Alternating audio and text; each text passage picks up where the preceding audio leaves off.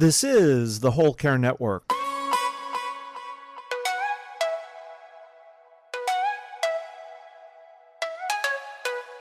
Helping you tell your story one podcast at a time. Content presented in the following podcast is for information purposes only. Views and opinions expressed in this podcast are solely those of the host and guest and may not represent the views and opinions of the Whole Care Network. Always consult with your physician for any medical advice, and always consult with your attorney for any legal advice. And thank you for listening to the Whole Care Network.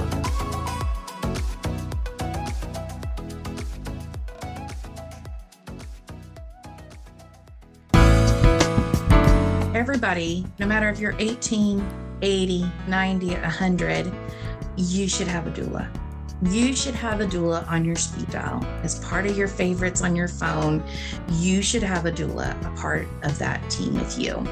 Your doula is someone that's going to be there to be an advocate for you, to get to know all the wishes that you want, things you do and don't want. Someone that you will build a trusting relationship with, because doula work is about building relationships. This is the Heart of Hospice podcast with Helen Bauer. Today's guest is end-of-life doula Anna Adams, founder of International Doula Life Movement. Whether you're a family caregiver or an end-of-life professional, the Heart of Hospice is here to enhance your hospice experience by connecting you with information you can use about end-of-life care.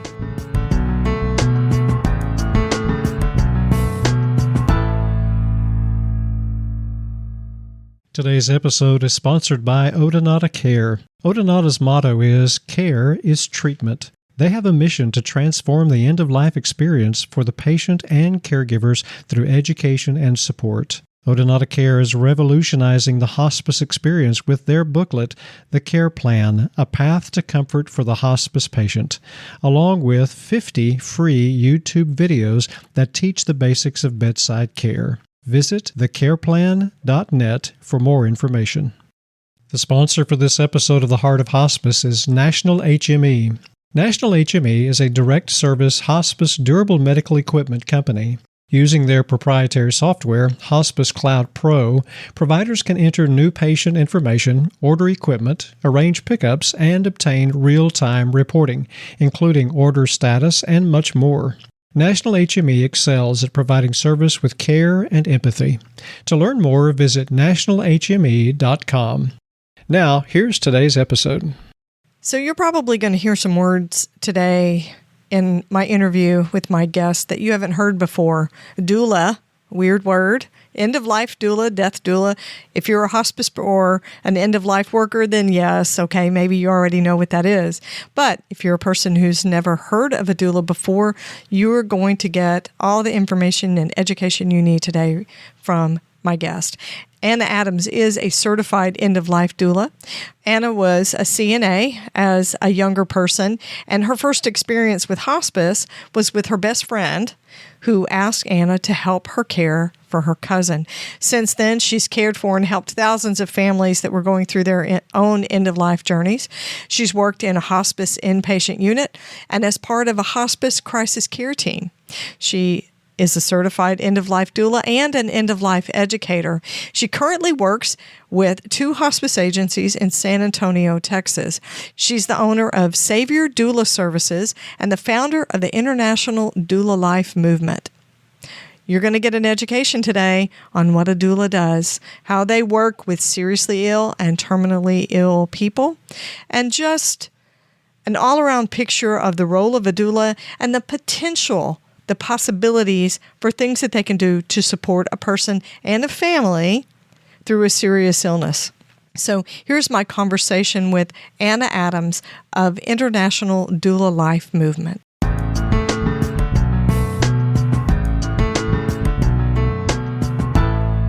Anna, it's great to have you on the podcast today. Welcome. Thank you. Thank you so much. I'm glad to be here with you. unlike most of my guests, you and I have actually met in person, which is wonderful. Yes. Yeah. So last time I met you, we got to know each other. We exchanged work ideas and some planning and collaboration, got to give you a hug on the way out the door. So it's really nice to get to follow up with somebody that I've actually met in person.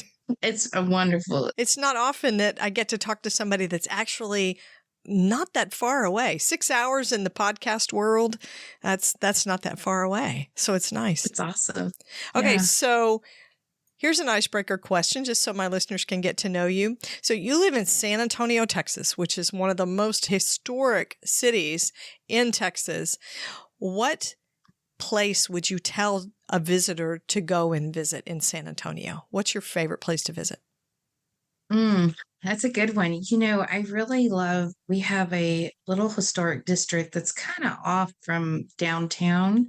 And the name is not coming to me, but it's a beautiful historic district that you can just kind of get lost into, just not just being right in the middle of downtown.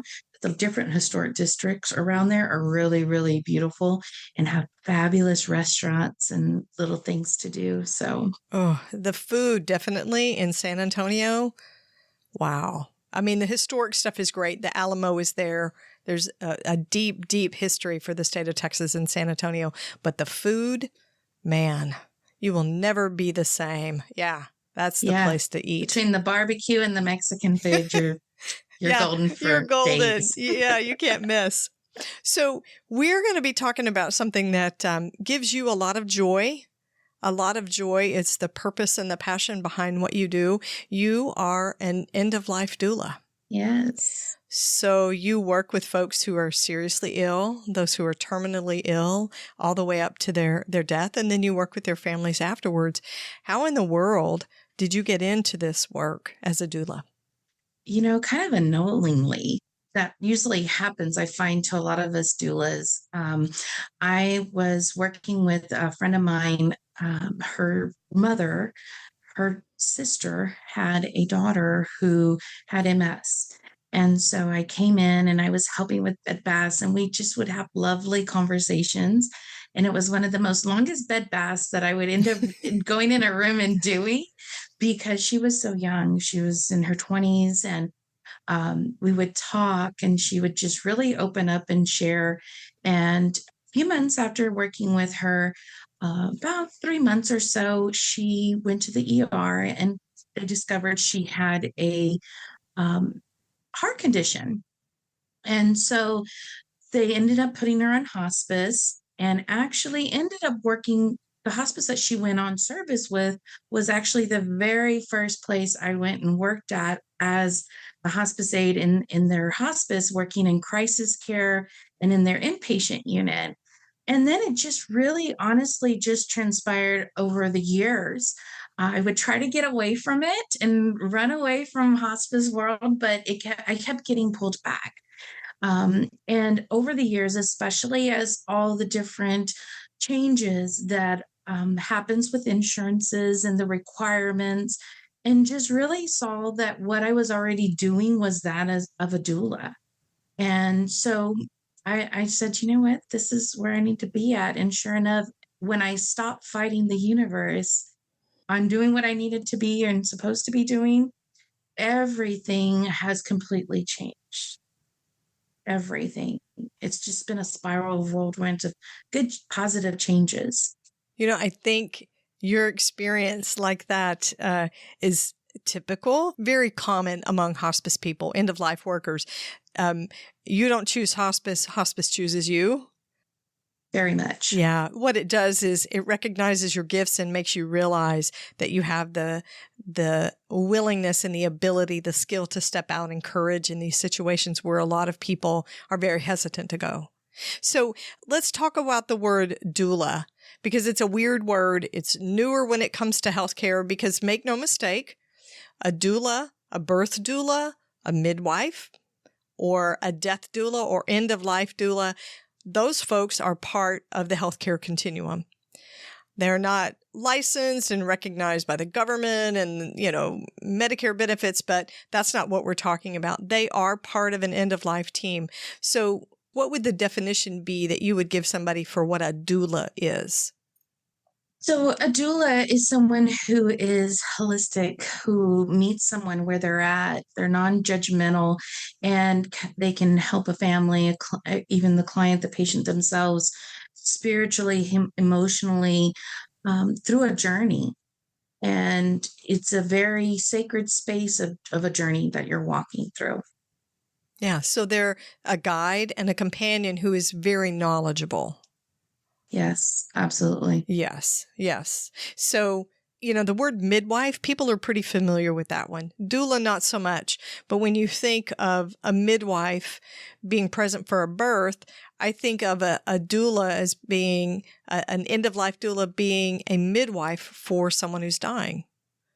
Mm-hmm. It's just sort of reversing the process, the labor of giving birth versus the labor of dying. Very similar. It's very funny because sometimes when I have my doula shirt I'll wear and it just says doula on it. And so everybody always assumes birthing. And when I'm like, oh no, I'm on the opposite end, And do they say, oh, I need to get away from you now? Well, they're like, what do you mean? And I'm like, well, I help with the spiritual side of a journey. I'm a doula that everything a birthing doula would do, I'm doing to help prepare people for end of life and walking through an end of life journey. Yeah. I have to say that if I saw somebody with the word doula on a shirt, 10 years ago, I probably would have said, what does DOULA stand for? Department of something. I wouldn't have known what that was. So there's a lot of education that's happening out in the community and healthcare. There's a lot of conversation about working with end-of-life doulas and how they are incorporated into end-of-life care. So let's talk about that. Partnering with a death doula or an end-of-life doula for someone who has a serious illness. When is the best time to do that? To incorporate a doula into the care that you're receiving? Honestly, everybody, no matter if you're 18, 80, 90, 100, you should have a doula. You should have a doula on your speed dial as part of your favorites on your phone. You should have a doula, a part of that team with you. Your doula is someone that's going to be there to be an advocate for you, to get to know all the wishes that you want, things you do and don't want, someone that you will build a trusting relationship with, because doula work is about building relationships, and so if we can get in with clients and families sooner rather than later, that really helps ease that journey even more. Being able to help them with pre-planning of things. And I'm not just talking about filling out some documents and things. No, take a deep dive. What are things that you want at your bedside? What are things that you want when you're sick? Do you have a favorite blanket? Do you have a favorite gown that you want? Regardless if you're going into a hospital or you have a terminal diagnosis, someone needs to know that. And I've even come across families, their own children, one, are not sometimes there. So you can't rely that your family or children are going to be there to take care of you. You can hopefully hope that they would, but I'll be real honest. Lately, I've been working with a lot of cases that children they're not able to step up and to be there. And so we need to start having a plan B, having that plan A, if family's willing and can jump into these spots that need to be addressed, great. And if not, we need to have a plan B. So it really goes back to why it's so important that everything is written down. Someone knows all that information, of what you are like. What do you want? If I became ill and someone came in and put lotion on my hands, I would be very upset. You could put it on the top part of my hands, but don't you dare put it on my palms. It just gets me germy feeling, Right, you just don't like it. I just don't like it. Or don't forget to turn off that oversight, light because I'd rather have it dim, and I'd rather have my favorite shows playing on the TV, or taking some peace time where I have some, you know, music that's comforting on. No one else is going to know that. There's things that like I said, I found that children don't even know about their parents.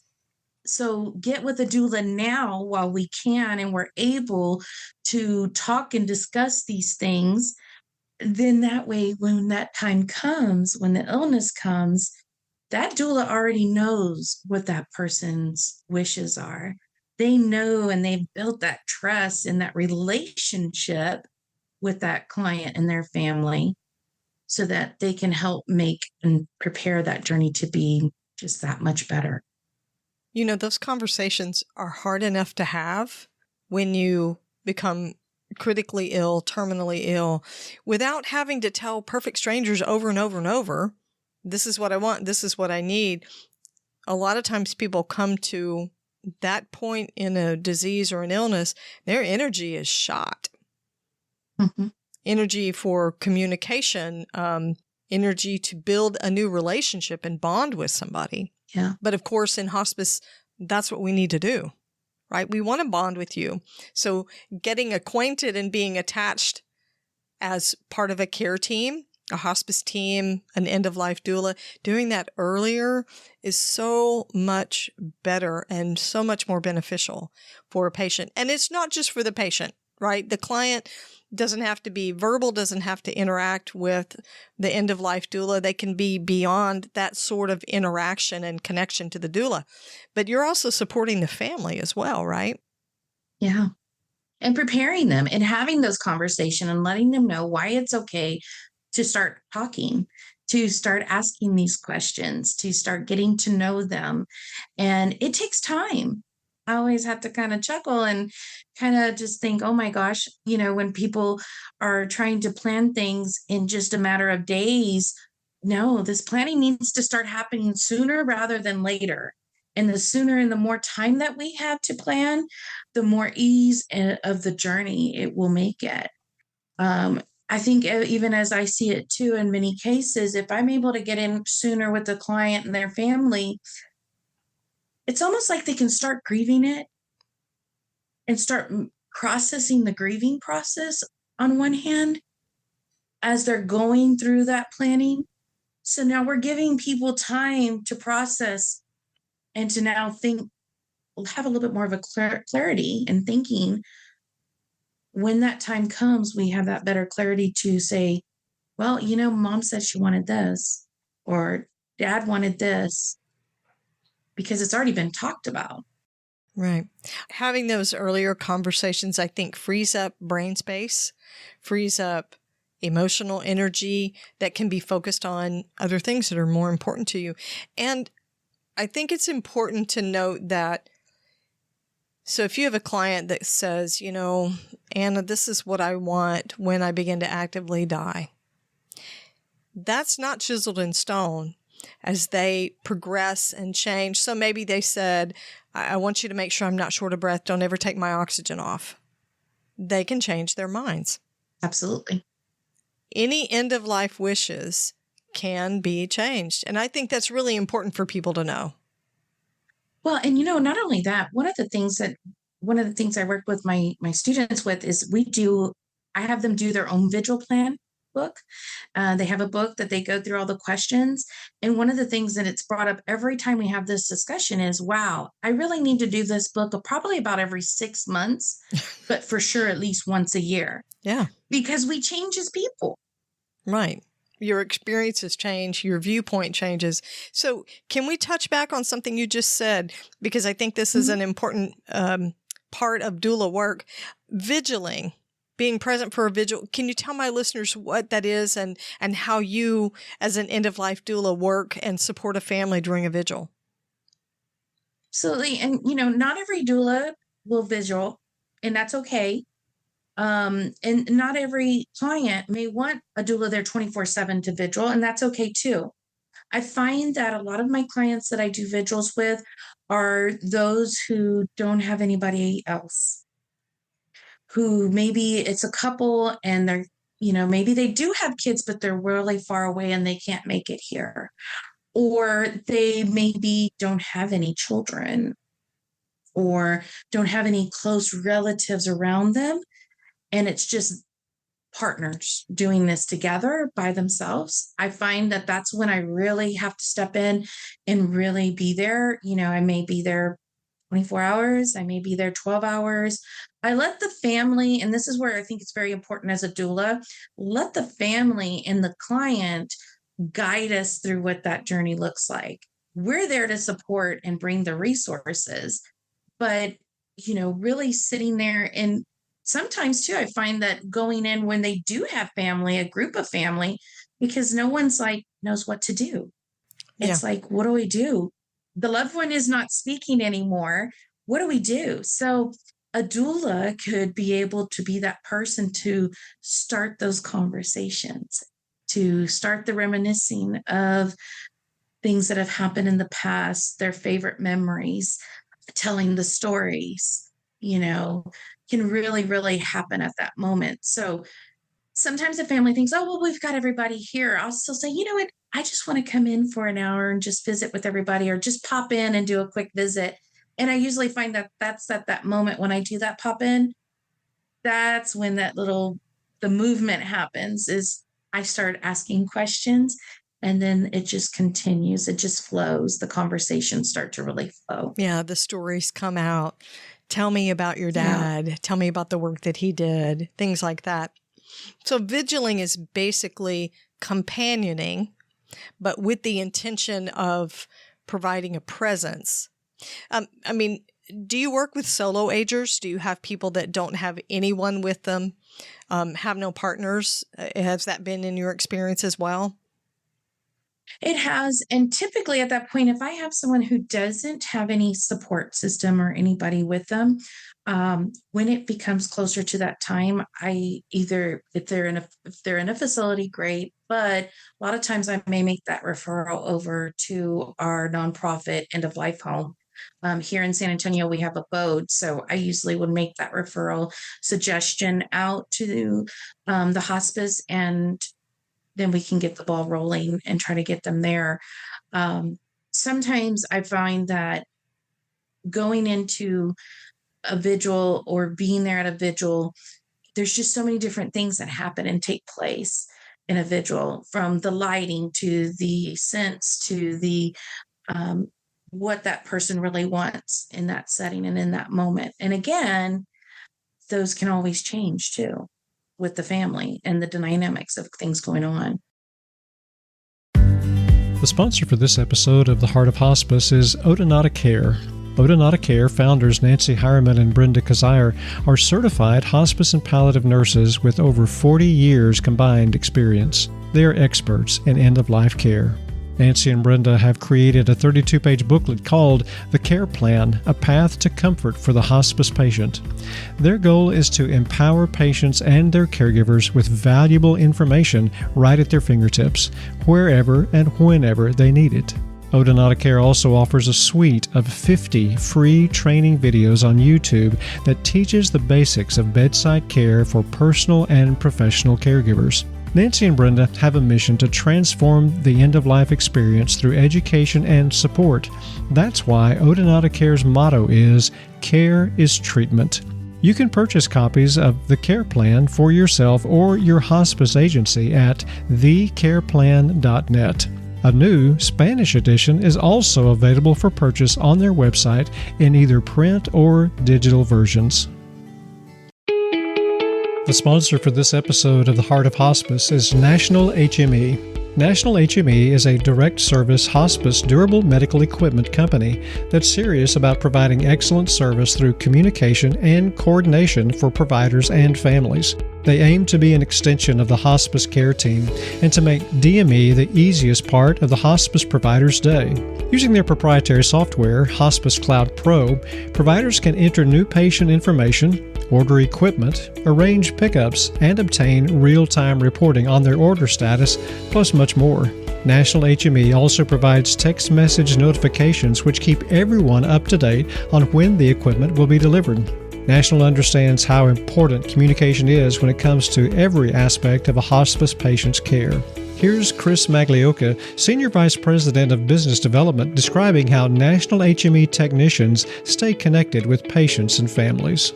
The family will know through text messaging when the technician's on their way. They'll actually know the technician's name. So, we get the order, our call center calls that patient's family and lets them know, we received the order from the hospice, we'll be out there this afternoon. The technician will contact you with an ETA, and then again, they're going to get that next phone call plus a text message from the technician introducing themselves, letting them know who they are, and then with their ETA.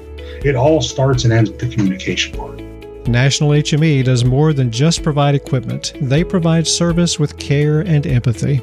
To learn more about the services provided by National HME, you can visit their website at nationalhme.com.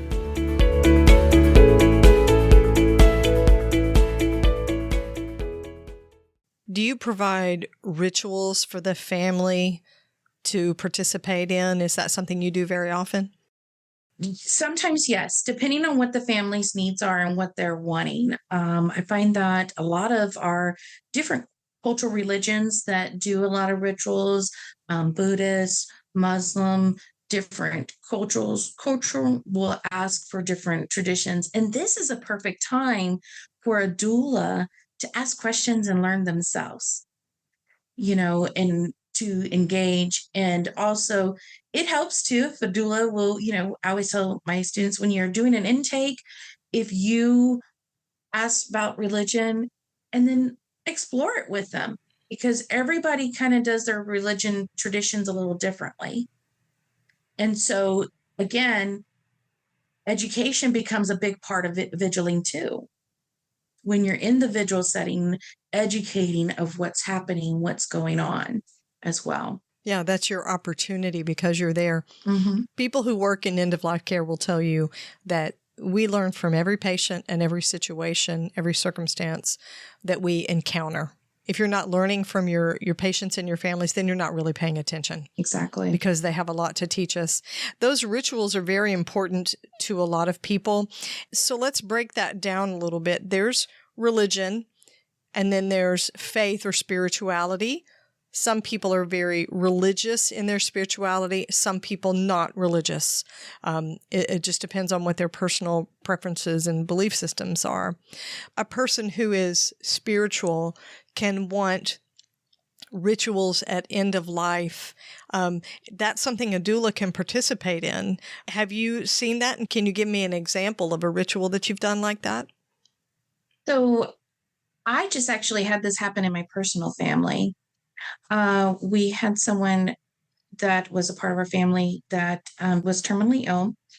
And one of the things that I did was an after-death ritual with our family, having everybody take a little part into the end, whether it was bathing and whether it was also maybe helping to transfer the loved one and get them wrapped in a sheet and get them transferred over to the funeral home's gurney. Everybody took a little part in that final moments before leaving the house. And I think it was very important to do that because it gave a sense of a closure that my loved one is finally gone. They're leaving the house and they're going. Especially if a family is not doing, and we're finding this more and more often, mainly a lot because of cost, but a lot of families, I do educate them about doing, allowing them to keep the body there as long as they need to, things like that. But if they're not having a service, how do we find that closure? Because sometimes people, their closure is going to the casket or going to the front and saying their goodbyes. Right. Well, we now are taking that away. So taking part in that final ritual of whether it's bathing, dressing, or rubbing lotion or saying a prayer, wherever that family is, we meet them and we can can help with that as well. I think that's one of the lessons of the pandemic, that when we take our rituals and our gatherings away, memorial services and funerals, we stumble. We're sort of at a loss. There's a void there. So having those rituals, even if they're not pre-planned or something that something that your person has asked for, there are rituals and ways to acknowledge this particular milestone in the death itself. So I have seen several times how impactful it is for that physical body to leave the home. That's very emotionally impactful on that family, that last physical connection. So maybe they do see them later at the funeral home, embalmed or in the casket at a visitation. It's not the same as seeing them there in the space where they have been living and occupying. I've seen that be very impactful. And as a hospice worker, I always tried to stay through that particular moment and support that family. And I know end-of-life doulas, they support that family all the way up to and through that death, right? And even after, the bereavement process is usually something that just is very organic, because you're, again, building relationship with the family. And so sometimes that just flows seamlessly. And sometimes, someone brought up something the other day, said, well, but you feel that might really hurt the family because you were that person that walked them through all that journey. And I thought, well, I could see that. But at the same time, doulas become a part of a family, and they become a part of your family. And that's the difference there, is that you're almost combining together. So all the clients and the responses that I have never been like they can't talk to me because I did that journey with them. I have them calling me, hey, how are you? Oh, when can we get together for coffee? Or, we're going to, remember my niece, she's getting married. You should come to the wedding.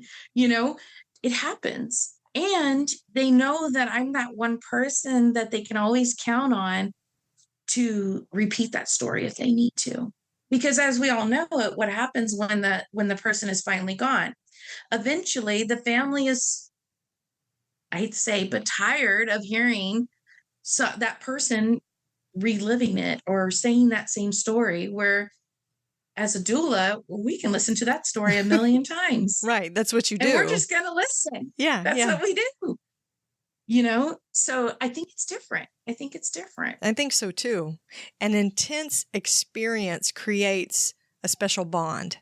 It's like what you see in the brotherhood of the military. And I see that in hospice workers and end-of-life workers. When you encounter somebody, you're in the grocery store and you're wearing your scrubs and you have your ID, or it says, hospice nurse on your scrubs. Immediately, that cashier says, my dad died on hospice a few months ago and it was amazing. I love the work that you do. Or sometimes you get the opposite reaction, right? Never lukewarm. It's always one direction or the other. But, we had hospice for my grandmother and they killed her. It was a terrible experience. It was a bad fit. That's a teaching moment. It is. It absolutely, maybe not in the grocery store when there are 10 people behind you, but absolutely that contact out in public, that's an opportunity to educate somebody. But I do think that because we are bonded with people over something not just intense, but extremely personal. What is more personal than losing a child or being present with someone else at the death of your mother? Having that person there. Nobody else is going to get that particular moment, but that doula or that end-of-life worker that is present there. It does create a bond that's very different. So to be able to have that completion, to move through that experience, and then to be able to follow with a doula for a while, do you think that maybe the need for close connection to the doula sort of fades as they move forward with their grief? Do you think it changes and gets different? I think for every person and cases that we work as a doula, it's going to be different for everyone. There's going to be some families that you're with them for years to come, and they are going to tell everybody in the family is going to know who you are, because then they're, they've already spent time with you. And I find that a lot of times it's, oh, well, Aunt Janie now is needing to go on hospice, or, Uncle Smith is, declining in his health. We need some help. And that's usually what happens, because I've developed and built a big relationship with my families. Yeah. You should talk to so-and-so. She was with us when Mom died, and she was awesome. Yeah. That word of mouth relationship like that, like you're saying, building connections, it's super important. And it's personal. And there's nothing more personal than a death. Grief is very personal.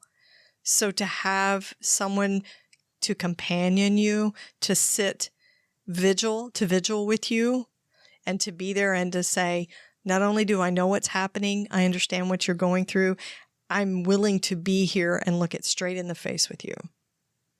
That's powerful. It is. Very powerful. Okay, so I want to talk about that, because end of life work is great work, but it takes a toll on us. It absolutely does, regardless of your discipline. Hospice aide, physician, nurse, chaplain, social worker, doulas, even our volunteers, it takes a toll on us. So what is something that you do as a doula? Because you're a leader in your organization. What do you do to take care of yourself? Every Sunday night, after I have done all my things that I'm doing, I do take time every Sunday night to take a bath, close the door, dim the lights, put on a nice aromatherapy little smell going on, and take at least, sometimes I find myself a little longer, but usually at least an hour there just to decompress. That means getting off and not answering a phone call unless they have an emergency ring. But that's a major thing. We could probably do a podcast just on that, about disconnecting from the phone. Healthcare workers would tell you, if they're in community-based care, disconnecting from a phone is a huge thing. It is. Okay, so you let yourself disconnect. Good. Disconnect. Gotta disconnect. My children even know, do not bother Mom unless you are bleeding. The house is on fire. The house is on fire. Do not disturb me during this hour, because that is my whole hour. And what I try to do, and one of the things that I've been working on as well, is 15 minutes every morning. But I do this in my hour, not the whole hour, but the first 15 minutes of my bath, I have a contemplative moment. Oh, so like you're meditating. Oh, that's really good. And now I've gotten to a point that every morning, 15 minutes before I actually have to get moving, whether I'm sitting outside on my patio or maybe it's something different I may do in the bed, is I take that 15 minutes of a contemplative moment. Not to think and be in that bustle. When you say you have a contemplative moment, talk me through what your process is. Are you doing guided imagery? Do you have a recording that you listen to for meditation, or do you use music? What is it that you do? I start off with breathing.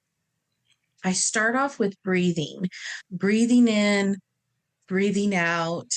And I do that for, good 10, 15 breaths, because we're always such in that hustle that even waking up, I started finding myself like, oh my goodness, I got to do this, I got to do that. Take that moment and breathe. Yeah. We need to breathe first.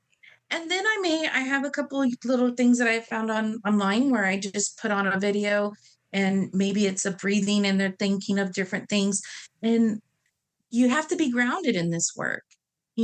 As a person, you've got to be grounded, because you're dealing with different things and they're not always the same thing that you're dealing with. Yeah, it changes from day to day. Exactly. And I've even started at the point too, when walking in to wherever I'm going, before I get out of the car, taking a second and taking a couple of deep breaths. Okay, now I'm ready to go. Yeah. We have a second to take a couple of deep breaths and then let's go. It sounds like it's a little bit of emptying. I'm going to open myself, kind of clear the slate, open my mind a little bit so that I'm walking in, I'm ready to be where they are at the moment. And the Sunday night thing is the same thing. I'm emptying, taking care of myself, and that way I'm ready to take on what's getting ready to come. Do you find yourself with this new habit of meditating, first thing in the morning, 15 minutes, do you find yourself having to work at that? Do you find yourself saying, oh, it's time to get up, I got to get going, I don't have time to do this, the meditative exercises? I'm a very busy person. So that's a yes. Well, but you know what? The first week was really hard. The first week was really difficult. And I'm like, oh, I just don't have time. Yeah. But if we don't stop ourselves even for 5 minutes to take a moment and ground ourselves with the work that we do, it just really makes that I notice a big difference in my day. Even when I'm done finally from working with a client, going home, before I get out of the car, and sometimes I have to pull over because my kids will kind of come out to the car, pull over and just take a moment and let it all out. So you create a space before you even get to your house, intentionally kind of pausing before you immerse yourself in your family. I've been working some really difficult cases lately. Mm-hmm. These cases I'm seeing what's happening now with our in this world of ours, and the cases are getting more difficult. And we have to ground ourselves so that we can continue to be of service to others. That's right. It's about longevity and thriving. The days of the Calgon, take me away, mani-pedi self-care, that's crapola. Day to day, visit to visit, taking that deep breath has to be intentional if you want to thrive while you're doing this, if you want to do it well, and you want to do it for any length of time. Absolutely. And it's so important to get in a habit. So I always tell everybody 21 days makes a habit, push it to 30 and it'll be a really good habit. So even jotting a calendar, and I put it right, before when I was starting, I put it by my sink, and I would have that very first check off. And so I would just check it. And something about us as humans, we like to do checks or put stickers on things. Yeah, getting a sticker. Yeah. So, and it became a habit. And so now I'm working with that habit. So if we want to develop a habit, we've got to work at it. Yeah, very smart. And if we fail, the next day, we just do it again. Right. Start all over. Right. Okay, so as we get ready to close, what is something you want listeners to know about doula work with terminally ill and seriously ill folks that we haven't talked about? One, when we are starting to work with clients, start that education process. Start it, because families need that constant, we're going to be going over things that we talked about from the very first day that we met and continuing forward. And it's going to change because they'll forget. And that's okay. Sure. Because you have to remember, as we are sick, when we're well sick, I guess you could call it, we want to always, it's always, let's feed everybody, let's put hydration. Now we're going through a new set of rules through that end of life journey. Yeah. So constant education with our families need to take place. Doulas need to get out and educate your community, educate your hospices on what is, MAID. V said if you're in an area that is approved MAID, they should have something, but still just having those conversations and reminding hospice as well. We have to be that person as a doula to remind the hospice to, one, take that moment. Don't rush through things, because we're all in this world of moving. We need to take a moment and just take a deep breath. Okay, what do we need to handle today? And reminding and teaching with the family. Again, like I said, it's just an ongoing process. So the biggest role of a doula is teaching and educating and being an advocate and just meeting people where they're at, no matter they're in that terminal illness, beginning stages, the end stage, or before it even happens. Yeah. Communication, education is key. This is number 1 of a 3-part series from International Doula Life Movement. So how can they connect with Doula Life Movement and see the work that you're doing and the education that you offer there? Yeah, so you can go to our website at www.internationaldoulalifemovement.com. Check out all the courses that we offer. And then we also have our Facebook page, which is just facebook.com/International Doula Life Movement. And Instagram, same thing. You'll see us, or you might even see our little abbreviation of IDOLIM. And we are on Instagram, Facebook, and of course the web. Awesome. I'll have links in the show notes. And of course, you'll be back with me for episode 3 of this series. We're going to have one of your colleagues in for episode 2 to talk advanced care planning. But it was great to talk to you today, and I'll see you soon. Thank you.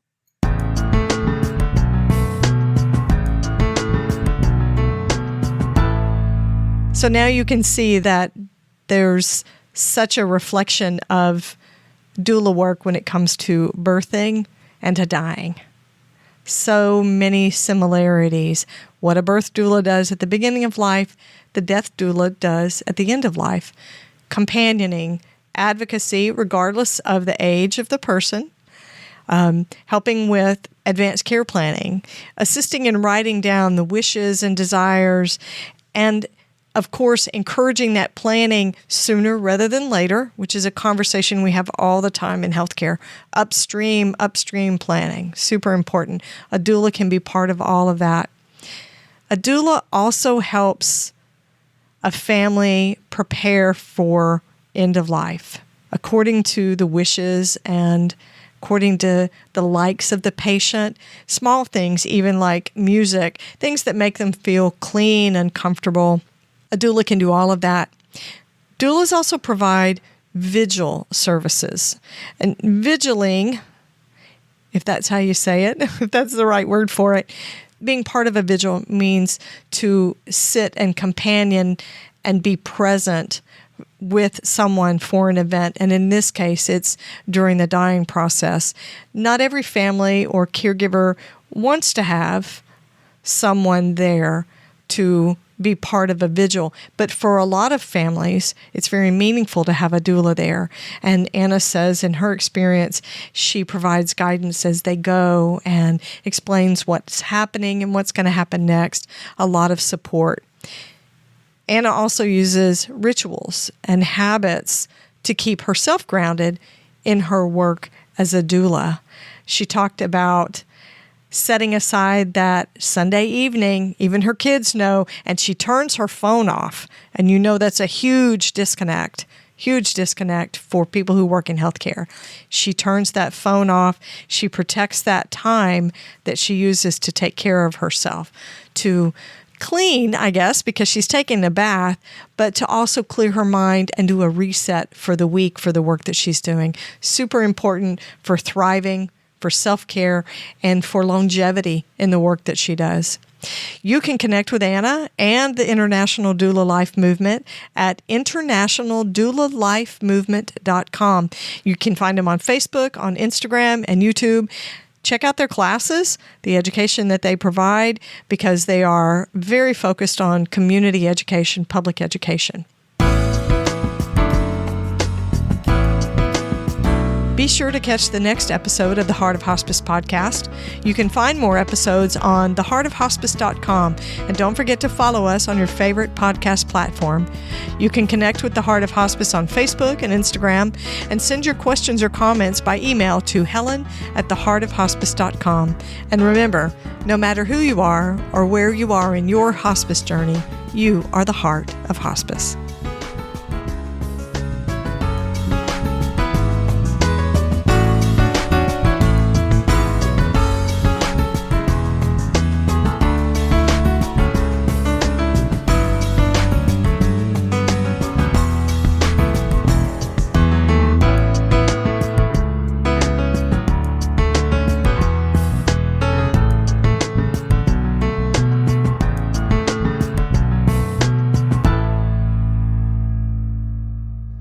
This is the Whole Care Network.